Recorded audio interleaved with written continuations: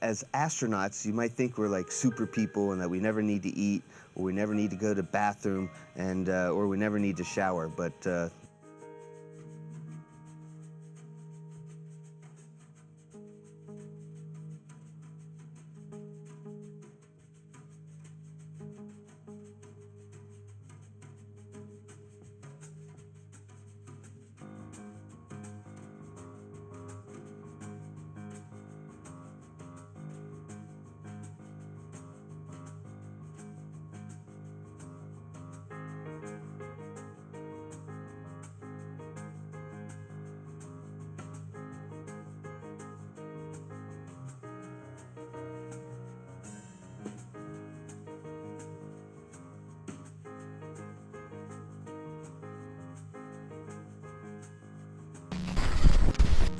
mit über 50%, 50,4% für 99 Luftballons, 50,4% für Nena.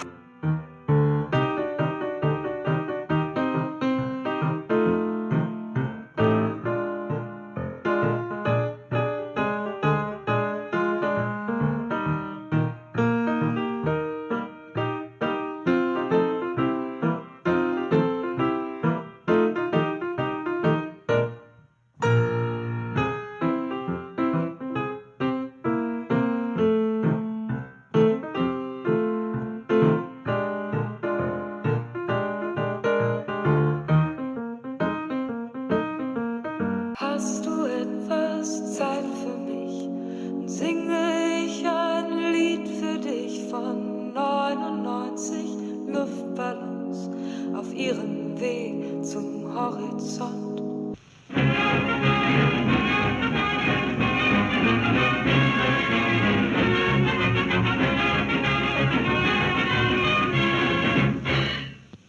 Professor Piccard, the Belgian scientist, started the serious game of searching for the world's roof. Air Force balloonist Captain Joseph Kittinger, Jr. is laced into an elaborate pressure suit in preparation for a daring ascent into the stratosphere. The idea for balloons in manned space goes all the way back to Kittinger in the 50s. Before the age of rockets and the great space race, we were using high-altitude balloons to take people to the edge of space. And so it's this really old idea that's laid dormant really for the last 60 years, and it seemed it was time to bring it back.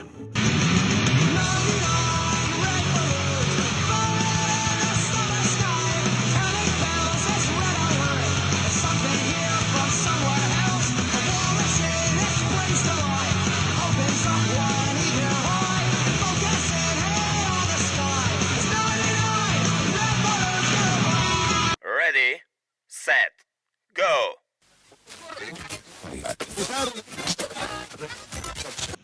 Professor Piccard, the Belgian scientist, started the serious game of searching for the world's roof. Having ascended about 10 miles in 1931, he improved slightly on this record when he took up his balloon over Zurich the following year. His exploration of the stratosphere, which is a belt of atmosphere about 6 miles above the Earth, fired Commander Settle of the United States Navy with a desire to do better. In 1933, the commander rose in a balloon over Chicago, but was forced to descend owing to valve trouble when only 5,000 feet up. A few months later, a Russian balloon set up a new record of approximately 61,750 feet. And now, on the 24th of this month, Commander Settle makes a gallant effort with his companion, Major Fordney, to go higher yet. At Akron, Ohio, their attempt failed, since they were unable to rise above 61,237 feet. Britain is now to join in the game. Professor Haldane of Oxford has prepared the way for an attempt to reach a height of 25 miles, which will shortly be made in England by Mr. Mark Ridge. The world's roof must be found. Students at a STEM school in Western North Carolina now have a chance to be a part of history by helping NASA collect data. That's right. Our Rashad Williams is taking us to Nesbitt Discovery Academy in Asheville, where a special group of students say their long-term goal is to help change the world from an engineering standpoint. At Dearborn, Michigan, Professor Piccard is taking his wife up with him on his latest ascent to the stratosphere. We are about ready to start on our stratosphere flight. The hydrogen is in the balloon, and everything seems to be going all right. Certainly are glad to be off. Wasn't Trenton happy? It is, of course, common knowledge that professors live in the clouds, but Mrs. Piccard is the first woman to take part in a daring journey 10 miles up. Go ahead, go ahead. All is ready, and the Belgian couple are off in the cause of science. If you head down the halls of Nesbitt Discovery Academy, you'll find a group of students with skills that are out of this world. We have a club called the Deep Space Club. The Deep Space Club wrote a proposal to NASA to enter its TechRise Challenge. They not only beat out other teams from across the nation, but they won a cash prize and now get to be a part of an official NASA research initiative. The gondola, only 6'7" in diameter, you'll notice is half black one side and half silver the other. Serene and calm, the professor walks down to the village to enjoy a hearty breakfast. And see, there's a NASA logo on it, which is really cool. We're working on a project with NASA to send an experiment into the stratosphere. The engineering design must fit in this box. The box will be attached right there at the bottom during NASA's high-altitude balloon launch this summer. All ready? Professor Piccard, we are very glad to present you for the Union Carbide and Carbon Corporation with the hydrogen for your expedition. We believe and are sure that the Linde Company has made the purest hydrogen that has ever been produced. Whilst we were sweltering in the heat wave, he was nearly frozen to death in 15 degrees centigrade below zero.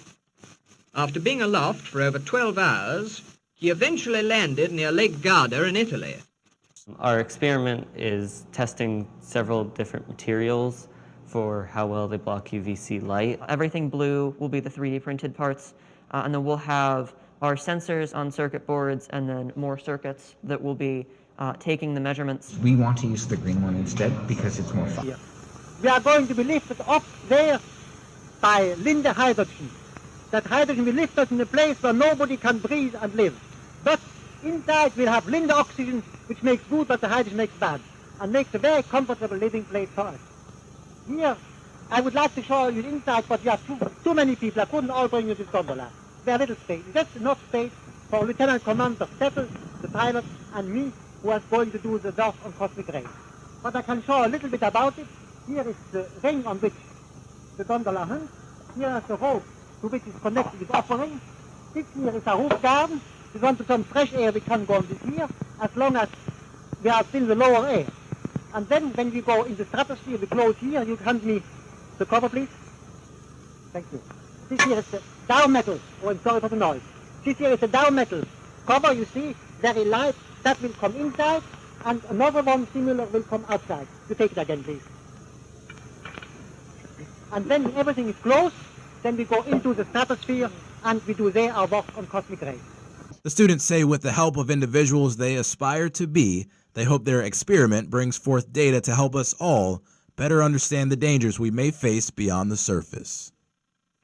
From the practical point of view, Professor Piccard's experiment is of the highest possible importance.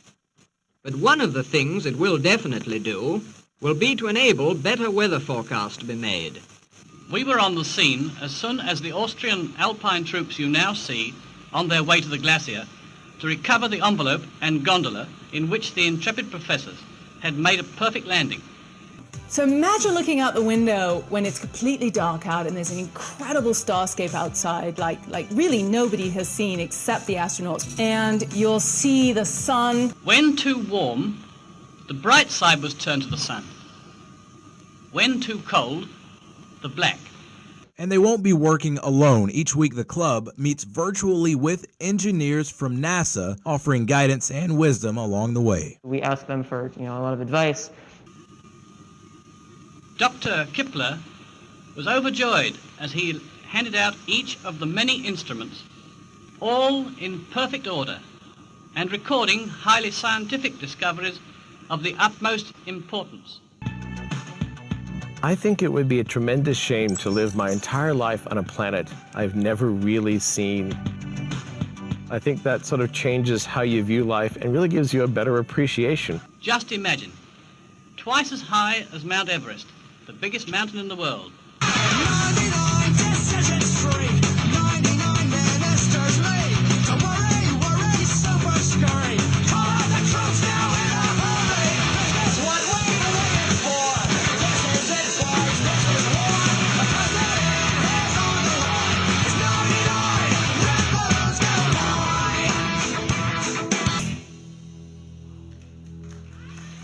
99 Jahre Krieg ließen keinen Platz für Sieger. Kriegsminister gibt's nicht mehr und auch keine Düsenflieger. Heute zieh ich meine Runden, seh die Welt in Trümmern liegen, hab 'n Luftballon gefunden, denk an euch und lass ihn fliegen. Vielen Dank.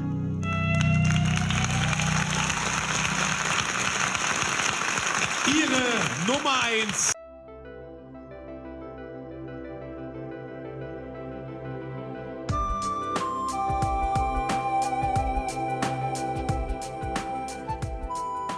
So it's truly an accessible and exciting trip for people.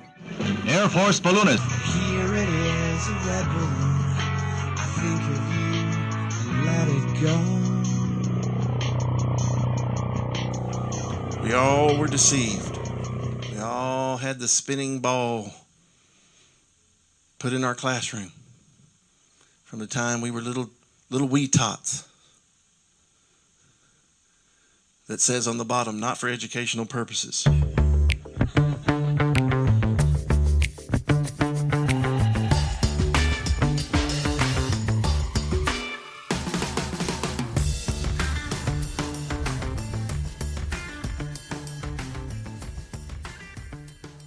First, I believe that this nation should commit itself. Thanks a lot for searching that out. I appreciate that. Fisherman in the box. Fisherman in a box.